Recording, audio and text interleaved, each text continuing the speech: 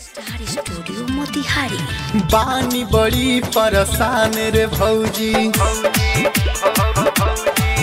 हाँ बानी बड़ी परेशान रे भौजी, जो बनक फटला से बानी बड़ी परेशान रे भौजी, जो बनक फटला से उठलाली लगावल छोड़ दीहनी हनी पुतर के तकला से, उठलाली लगावल छोड़ दीहनी हनी पुतर के तकला से। बानी बड़ी परेशान रे भौजी, जो बनक फटला से बानी बड़ी परेशान रे भौजी, जो बनक फटला से उठलाली लगावल छोड़ दीहनी हई कोरिया के तकला से, उठलाली लगावल छोड़ दीहनी हनी पुतर के देखला से, हनी पुतर के तकला।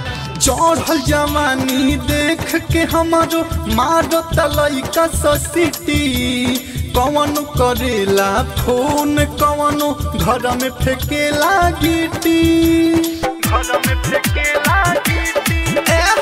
चढ़ल जवानी देख के हमारो मारत लइका ससीटी, कौन करेला फोन कौन घर में फेंकेला गिटी।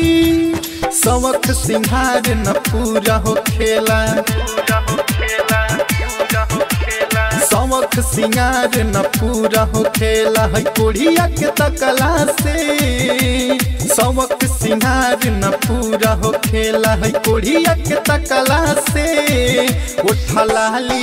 उठलाली लगावल छोड़ दीहनी हनी पुतारा के तकला से, उठलाली लगावल छोड़ दीहनी हनी पुतारा के तकला से। चंदन चहल अनिल अर्जी जब से पड़ल बा पीछे, पाके अकेला हमके भौजी पीछे से ओढ़नी खींचे, चंदन चहल अनिल अर्जी जब से पड़ल बा पीछे, पाके अकेला हमके भौजी पीछे से ओढ़नी खींचे। अनुराग धर्मेंद्र धीरे धीरे, अनुराग धर्मेंद्र धीरे धीरे उठावा के चटला से, अनुराग धर्मेंद्र धीरे धीरे उठावा के चटला से। उठलाली लगावल छोड़ दीहनी हनी पुतर के तकला से, उठलाली लगावल छोड़ दीहनी हनी पुतर के तकला से। बानी बड़ी परेशान रे भौजी, हाँ बानी बड़ी परेशान रे भौजी, जो बनक फटला से बानी बड़ी परेशान रे भौजी, जो बनक फटला से।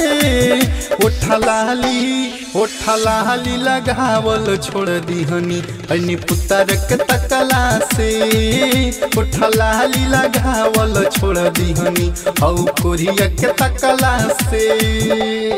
Star studio Motihari.